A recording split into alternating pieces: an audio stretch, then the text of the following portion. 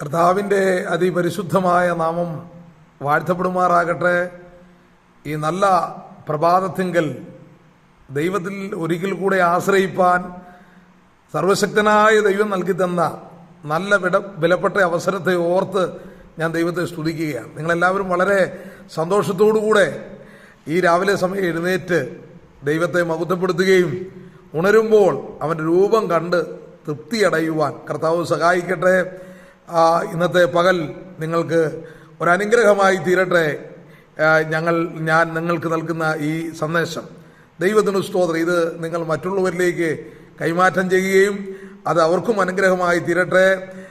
അനേകരുടെ പ്രോത്സാഹനം പിന്നെയും ദൈവവചനത്തിൻ്റെ സന്ദേശങ്ങൾ പങ്കുവെക്കുവാൻ എന്നെ പ്രാപ്തനാക്കുന്നു. നിങ്ങൾ തുടർന്നും പ്രാർത്ഥിക്കുക, കർത്താവ് സഹായിക്കട്ടെ. 40 വർഷം അന്മയുടെ ഉദരത്തിൽ നിന്ന് തന്നെ മുടന്തനായി പുറത്തു വന്ന 40 വയസ്സുള്ള ഒരു ചെറുപ്പക്കാരൻ. അവൻ അമ്മയുടെ ഉദരത്തിൽ വെച്ച് തന്നെ ജനിച്ചപ്പോൾ തന്നെ ഒരു മുടന്തനായിരുന്നു. പക്ഷേ അവൻ്റെ ജീവിതത്തിൽ അവൻ ആ ദേവാലയത്തിൻ്റെ വാതിക്കൽ ഭിക്ഷാടനം നടത്തുന്ന ജീവിതത്തിലേക്ക് അവൻ്റെ ആ മുടന്ത് മാറുവാനിടയായിത്തീർന്നു. ദൈവത്തിന് സ്തോത്രം. ഒരിക്കൽ പോലും അവൻ്റെ ജീവിതത്തിനൊരു മാറ്റം വരുമെന്ന് അവനോ അവൻ്റെ പേരൻസ് മാതാപിതാക്കളോ ഒന്നും ചിന്തിച്ചതല്ല. കഴിഞ്ഞ 40 വർഷമായി 40 വയസ്സുണ്ട്. എന്നാൽ അവനെ ആളുകൾ ചുമന്നു കൊണ്ടുവന്ന് ആലയത്തിൻ്റെ ആ വാതുക്കൽ ഭിക്ഷാടനത്തിന് വേണ്ടി ഇരുത്തുകയായിരുന്നു ചെയ്തത്. ദൈവത്തിന് സ്തോത്രം. അങ്ങനെ ചുമന്നു കൊണ്ടുവന്ന് ഇരുന്ന് നേടിയെടുക്കുന്ന ആ നാണയത്തൊട്ടുകൾ അവൻ്റെ ജീവിതത്തിലെ ചുമക്കുന്നവരുടെ ജീവിതത്തിലും ഒരു ഭാഗമായി മാറി, അതൊരു വരുമാനമായി മാറി. ദൈവത്തിന് സ്തോത്രം. ജീവിതത്തിൽ ഒരു മാറ്റം വേണമെന്ന് അവൻ ചിന്തിച്ചില്ല. സ്തോത്രം. അവൻ്റെ മാതാപിതാക്കൾ ജീവിതത്തിൽ അവനൊരു മാറ്റം ഉണ്ടായി, എങ്ങനെയെങ്കിലും അവൻ്റെ നരിയാണി ഒന്ന് നിവരെ നിൽക്കാനായിട്ട് കഴിഞ്ഞിരുന്നെങ്കിൽ എന്നുള്ള ചിന്ത ഭരിച്ചില്ല. പരിശുദ്ധാത്മാവിൻ്റെ അഭിഷേകം പ്രാപിച്ചുകൊണ്ട് ദൈവത്തിന് സ്തോത്രം പത്രോസും യോഹന്നാനും കൂടെ ദേവാലയത്തിലേക്ക് ചെല്ലുമ്പോൾ അവർക്ക് നേരെയും ആമേൻ ഈ മുടന്തൻ കൈനീട്ടുവാനിടയായിത്തീർന്നു. വല്ലതും കിട്ടുമെന്നുള്ള വലിയ പ്രതീക്ഷയോടെ കരങ്ങൾ നീട്ടുകയാണ്. വിചാരണ നടത്തുന്നവരെ സംബന്ധിച്ച് പറഞ്ഞു കഴിഞ്ഞാൽ അവൻ്റെ മുമ്പിൽ കൂടെ പോകുന്ന എല്ലാവരോടും അവൻ എന്തു ചെയ്യും? വിചാരണ. ചിലർ കൊടുക്കും, ചിലർ കൊടുക്കുകയില്ല. ദൈവത്തിന് സ്തോത്രം. അപ്പോൾ പത്രോസും യോഹന്നാനും ദേവാലയത്തിലേക്ക് 9 മണി നേരത്ത് പോകുന്ന സമയത്ത് ദൈവത്തിന് സ്തോത്രം പതിവ് പോലെ ഇവൻ വിചാരണം നടത്തിക്കൊണ്ടിരിക്കുമ്പോൾ ആമീൻ ഇവരുടെ യാത്രയിൽ ഇവരോടും എന്ത് ചെയ്തു? വിചാരണം നടത്തുകയാണ്. ദൈവത്തിന് ഞാൻ ആ വാക്യമൊന്ന് നിങ്ങളുടെ മുമ്പാകെ വായിച്ച് കേൾപ്പിക്കാം. അപ്പോസ്തല പ്രവൃത്തി 3:2 നിങ്ങൾക്ക് എല്ലാവർക്കും അറിയാവുന്ന തിരുവചനമാണ്. നോക്കുക. 9 മണി സമയം പ്രാർത്ഥനാ സമയത്ത് ദേവാലയത്തിലേക്ക് ചെല്ലുമ്പോൾ അമ്മയുടെ ഗർഭം മുതൽ മുടന്തനായുള്ള ഒരാളെ ചിലർ ചുമന്നുകൊണ്ട് വന്ന് അവനെ ദേവാലയത്തിൽ ചെല്ലുന്നവരോട് ഭിക്ഷയാചിപ്പാൻ സുന്ദരമെന്ന ദേവാലയ ഗോപുരത്തിങ്കിൽ ദിനം പ്രതി ഇരുത്താറുണ്ട്. അവൻ പത്രോസും യോഹന്നാനും ദേവാലയത്തിൽ കടപ്പാൻ പോകുന്ന കണ്ടിട്ട് ഭിക്ഷ ചോദിച്ചു. പത്രോസ് യോഹന്നാനോടുകൂടെ അവനെ ഉറ്റുനോക്കി, ഞങ്ങളെ നോക്കൂ എന്ന് പറഞ്ഞു. അവൻ വല്ലതും കിട്ടുമെന്ന് കരുതി അവനെ സൂക്ഷിച്ചു നോക്കി. അപ്പോൾ പത്രോസ്, വെള്ളിയും പൊന്നും എനിക്കില്ല, എനിക്കുള്ളത് നിനക്ക് തരുന്നു, നസറേയനായ യേശുക്രിസ്തുവിന്റെ നാമത്തിൽ നടക്കുക എന്ന് പറഞ്ഞ് അവനെ വലങ്കൈ പിടിച്ച് എഴുന്നേൽപ്പിച്ചു. ക്ഷണത്തിൽ അവൻ്റെ കാലും നരിയാണിയും ഉറച്ചു. നിങ്ങൾക്ക് എല്ലാവർക്കും സുപരിചിതമായൊരു വേദഭാഗമാണ്. ഇങ്ങനെയൊക്കെ ചിലർ ഈ കാലഘട്ടങ്ങളുണ്ടായിരുന്ന എത്രയോ ആളുകളുടെ നരിയാണി ഉറച്ച്. ഇത് നരിയാണി വെട്ടിമുറിക്കുന്നതല്ലാതെ സഭയെ വന്നാൽ നരിയാണി മുറിക്കും.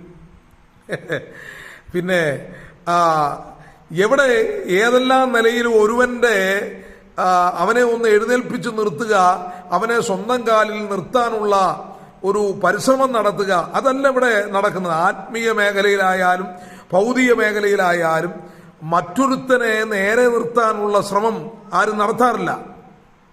കാരണം അതിന് ആരോഗ്യം ചെലവഴിക്കണം, പണം ചെലവഴിക്കണം, സമയം ചെലവഴിക്കണം. മറ്റുള്ളവരെ ഒന്ന് എഴുന്നേൽപ്പിച്ച് നിർത്തണമെങ്കിലേ അതിന് വളരെ കഷ്ടപ്പാട് പിടിച്ചൊരു കാര്യം തന്നെയാണ്. അതുകൊണ്ട് തന്നെ ആരും അതിന് തുനിയാറില്ല. ഒരുത്തിന് ആക്സിഡൻ്റായിട്ട് വഴി കിടന്നാൽ അവനെ ഓടിച്ചെന്നെടുത്ത് അടുത്തൊരു വാഹനത്തിൽ കയറ്റി ആശുപത്രി കൊണ്ടുപോകാനൊന്നും ആരും തുനിയത്തില്ല. കാരണം അതിൻ്റെയൊക്കെ പിന്നാലെ പോയി കഴിഞ്ഞാൽ പല പ്രശ്നങ്ങളുണ്ട്.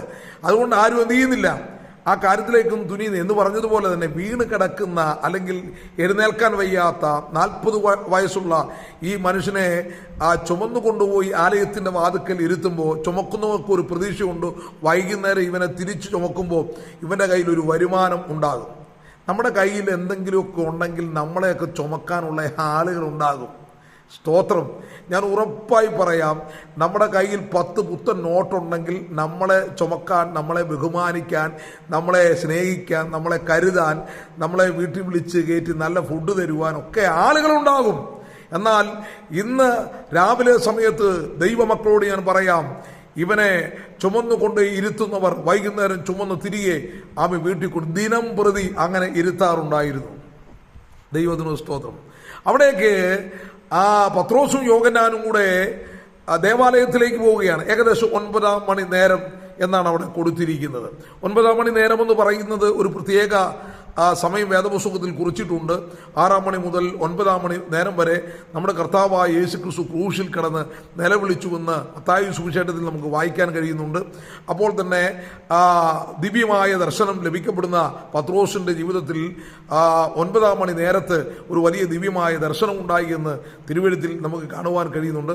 9 മണി നേരത്തിന് ഒരുപാട് പ്രത്യേകതകൾ നമുക്ക് കാണാനായിട്ട് കഴിയും. അതിൽ ഒരു പ്രത്യേകത, ക്രൂശിൽ കർത്താവായ യേശു 6 മണി നേരം മുതൽ 9 മണി നേരം വരെ നിലവിളിച്ചു എന്നുള്ള ആ മഹത്വകരമായ ആ വചനമുണ്ടല്ലോ, അത് ഇതുമായി ഞാനൊന്ന് കോട്ട് ചെയ്യുവാനായിട്ട് ആഗ്രഹിക്കുകയാണ്. ജീവിതത്തിൻ്റെ വേദനകരമായ വിഷയങ്ങൾക്ക് നിനക്ക് ലഭിക്കപ്പെടാൻ പോകുന്ന ആ വലിയ ടൈമുണ്ടല്ലോ, ദൈവ ക്രൂശിൽ നമ്മുടെ കർത്താവ് തൻ്റെ ചങ്കിലെ മുഴുചോരയും എനിക്കും നിങ്ങൾക്ക് വേണ്ടി ഊറ്റി നൽകിയത് കൊണ്ടാണ് ദൈവത്തിന് സ്തോത്രം നമുക്ക് ഈ വിടുതൽ അനുഭവിക്കുവാനായിട്ട് കഴിയുന്നത്. പ്രിയപ്പെട്ടവർ, ഒരുപാട് ആളുകൾ എഴുന്നേൽക്കാൻ കഴിയാതെ, ഇതുപോലെ നരിയാണി ഉറയ്ക്കാൻ കഴിയാതെ, കാലൂന്നി നിവർന്നു നിൽക്കാൻ കഴിയാതെ, ദൈവത്തിന് സ്തോത്രം തകർന്ന പശ്ചാത്തലത്തിൽ മാനസികമായ തകർച്ചകൾ അനുഭവിച്ച്, മാരകമായ രോഗത്തിൻ്റെ പ്രയാസങ്ങൾ അനുഭവിച്ച്, എന്നാ ചെയ്യണമെന്ന് അറിയാൻ കഴിയാതെ ഭാരപ്പെടുന്ന ഒരുപാട് ആളുകളുണ്ട്. ദൈവത്തിന് സ്തോത്രം. ഇന്ന് രാവിലെ സമയത്ത് ഞാൻ ആത്മാവിൽ ഒരു സന്ദേശം പറയട്ടെ. പത്രോസിനെ പോലെ, യോഹന്നാനെ പോലെ ഇറങ്ങിച്ചെല്ലാൻ തയ്യാറായാൽ, ഒന്ന് കൈക്ക് പിടിച്ച് എഴുന്നേൽപ്പിക്കാൻ തയ്യാറായാൽ, ഞാൻ ഉറപ്പ് പറയുന്നു, ചിലരുടെയൊക്കെ നരിയാണി ഉറയ്ക്കും. ചിലരൊക്കെ ആലയത്തിനകത്തേക്ക് കയറും. ഇന്ന് രാവിലെ സമയത്ത് ആത്മാവിൽ ഞാൻ കൽപ്പിക്കുകയാണ്, ചില നരിയാണികൾ ഉറയ്ക്കട്ടെ. ഇന്നുവരെ ആലയത്തിന്റെ അകം കാണാൻ കഴിയാതെ, വിഷാടനത്തിന്റെ അനുഭവത്തിൽ കഴിയുന്ന, ജീവിതത്തിൽ ഒന്നുമില്ലാതെ മാനസികമായി ശാരീരികമായി തകർന്ന അനുഭവങ്ങളിൽ കഴിയുന്ന ആരെങ്കിലും എന്നെ കേൾക്കുന്നെങ്കിൽ ഈ രാവിലെ സമയത്ത് നിന്റെ നരിയാണി ഉറയ്ക്കട്ടെ. നിന്റെ മനസ്സിന്റെ, നിന്റെ ആത്മാവിന്റെ, നിന്റെ ശരീരത്തിന്റെ നരിയാണി ഉറയ്ക്കട്ടെ. അതിൽ കൂടെ ഒരു വലിയ വിടുതൽ നിനക്ക് അനുഭവിക്കുവാനായിട്ട് കഴിയും. അതിന് വേണ്ടത് ഒരു പത്രോസും യോഹന്നാനുമാണ്. ഇന്നതുണ്ടോ? ഇന്ന് ഒരാളുടെ നരിയാണി എങ്ങനെ വെട്ടാം, അവൻ എങ്ങനെ നടക്കാതിരിക്കാൻ, അവനെ നടത്താതിരിക്കാൻ ശ്രമിക്കാം. ദൈവത്തിന് സ്തോത്രം. എങ്ങനെ അവൻ തകരുന്നത്, അവൻ എങ്ങനെ ആയിരിക്കണം എന്നൊക്കെ ചിന്തിക്കുന്ന മേഖലകൾ ഇന്ന് വർദ്ധിക്കുകയാണ്. ആത്മീയ മേഖലകളിലും അങ്ങനെയുള്ള ചിന്തകളുണ്ട്. ഇന്ന് രാവിലെ സമയത്ത് ഞാൻ ആത്മാവിൽ പ്രഖ്യാപിക്കട്ടെ, അങ്ങനെയുള്ള നെഗറ്റീവായ ചിന്തകളെല്ലാം മാറട്ടെ. ഈ സന്ദേശം കേൾക്കുന്ന ഓരോ വ്യക്തിയുടെയും ജീവിതത്തിനകത്ത് ഒരു പോസിറ്റീവായ എനർജി വ്യാപരിക്കട്ടെ. ആത്മാവിൽ ഞാൻ കൽപ്പിക്കുകയാണ്, ഒരു ദൈവ പ്രവൃത്തി നിങ്ങളുടെ വീടിനകത്ത് ഇറങ്ങി വരട്ടെ. ഞാൻ അതിനായി ദൈവത്തെ സ്തുതിക്കുന്നു.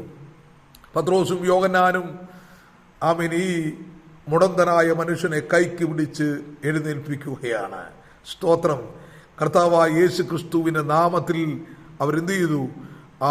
രണ്ടുപേരും കൂടെ ചേർന്ന് അവനെ ഉറ്റുനോക്കി, ഞങ്ങളെ നോക്കൂ എന്ന് പറഞ്ഞു. കണ്ടോ, അവർക്ക് പറയാനായിട്ടുള്ള ഞങ്ങളെ നോക്കണം.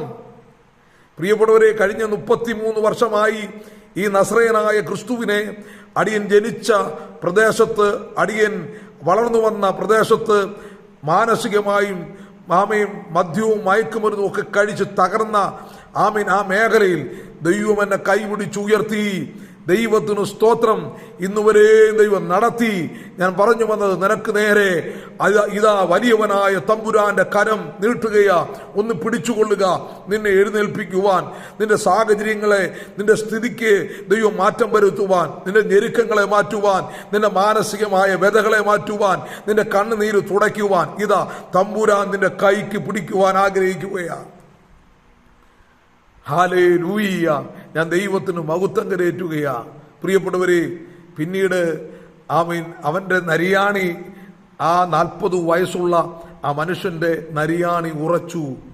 അവന്റെ അമ്മയുടെ ഉദരം മുതൽ അവൻ മുടന്തനായി ആമീൻ മാറിയ അമ്മയുടെ ഉദരത്തിൽ വെച്ച് തന്നെ പിശാച് വരിഞ്ഞു മുറുക്കി കെട്ടി, നിനക്ക് ഭാവി ഉണ്ടാകത്തില്ല, നിന്നെ ആരും സഹായിക്കുവാൻ ഉണ്ടാകത്തില്ല, നീ ആമി സ്വന്തം കാലിൽ നിവർന്നു നിൽക്കുകയില്ല എന്നൊക്കെ ശത്രുവായ പിശാച് ആമിന് വാതുകെട്ടി അമ്മയുടെ ഉദരം മുതൽ ആമി ബന്ധിച്ച് 40 വർഷം ആ ഭൂമിയുടെ പരപ്പിൽ ആമിനൊരു ഏറ്റവും താഴേക്കടയിലേക്ക് വലിച്ചു കൊണ്ടുപോയി ഒരു വിഷാടനത്തിന് വേണ്ടി. ആമേൻ, കർത്താവിന്റെ ആമേൻ ഹല്ലേലൂയ കരം അവിടെ ദൈവത്തിന് സ്തോത്രം വിഷാടനം നടത്തുന്ന ഇവന്റെ മേൽ വ്യാപരിക്കപ്പെടുമ്പോൾ ആമീൻ വിഷാടനത്തിന് വേണ്ടി നിയമിക്കപ്പെട്ടവൻ ഇതാ ആലയത്തിൽ തുള്ളാനും ചാടാനും ആരാധിക്കാനും ആത്മാവിൽ ദൈവത്തെ സ്തുതിക്കുവാനും വേർതിരിക്കപ്പെടുന്ന ആ മഹത്വകരമായ നിമിഷം അതെത്ര ശ്രേഷ്ഠമായല്ലേ ദൈവമക്കളെ.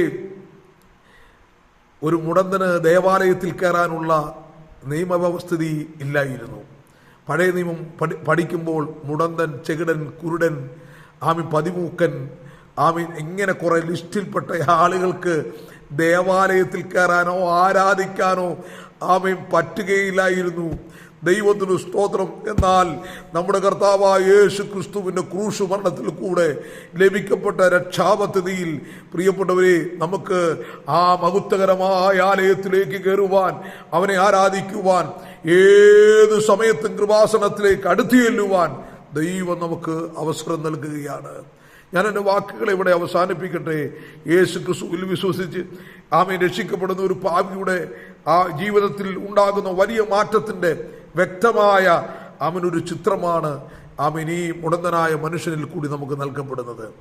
ആമേൻ, യേശു ക്രിസ്തുവിൽ വിശ്വസിക്കുക, എന്നാൽ നിന്റെ ജീവിതത്തിന് മാറ്റമുണ്ടാകും. 40 അല്ല 50 വർഷം ആമേൻ ബന്ധിക്കപ്പെട്ടതായാലും അഴിപ്പാൻ ആമേൻ എൻ്റെ ദൈവം മതിയായവനാണ്. ദൈവം നിങ്ങളെ അനുഗ്രഹിക്കട്ടെ. ഈ സന്ദേശം നിങ്ങൾ കേൾക്കുകയും മറ്റുള്ളവരിലേക്ക് കൈമാറ്റം ചെയ്യുകയും ചെയ്യണം. ഞാൻ നിങ്ങൾക്ക് വേണ്ടി ഒരു വാക്ക് പ്രാർത്ഥിക്കട്ടെ.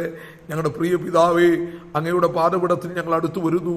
അമ്മയുടെ ഉദരം മുതൽ മുടന്തരായി ഈ ഭൂമിയിൽ പിറന്നു വീണ് കർത്താവേ 40 നാള് ഈ ഭൂമിയിൽ ജീവിച്ചപ്പോൾ അവന്റെ ജീവിതത്തിലേക്ക് പത്രോസിന്റെയും യോഹന്നാന്റെയും കരമിറങ്ങിച്ചെന്ന് അവന്റെ നരിയാണിയെ ഉറപ്പിച്ച് കാലൂന്നി നിവർന്നു നിൽക്കുവാൻ, മാത്രമല്ല ആലയത്തിനകത്ത് ആരാധനയ്ക്ക് പ്രവേശിക്കുവാൻ ദൈവം അവന് ഭാഗ്യം നൽകി.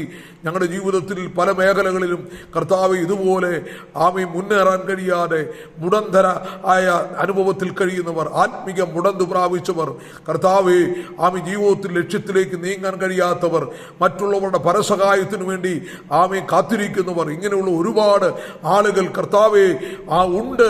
അവരുടെ മേൽ ഈ സന്ദേശം ഒരു വിടുതലായി മാറുവാൻ ദൈവം കൃപ ചെയ്യണം. യേശുവിൻ നാമത്തിൽ അത്ഭുതകരമായ ഒരു വിടുതൽ ഓരോ കുടുംബങ്ങളിലും ഈ വചനം കേൾക്കുന്ന ആമീൻ ഇത് പങ്കുവെക്കുന്ന എല്ലാവരുടെ മേലും ശക്തമായി ഇറങ്ങി വരുവാൻ സ്വർഗം അവിടുന്ന് കൃപ ചെയ്യണം. തിരുനാമം മഹത്വമെടുക്കണം. യേശു ക്രിസ്തുവിൻ നാമത്തിൽ തന്നെ ആമീൻ. ദൈവം നിങ്ങളെല്ലാവരെയും അനുഗ്രഹിക്കട്ടെ. God bless you.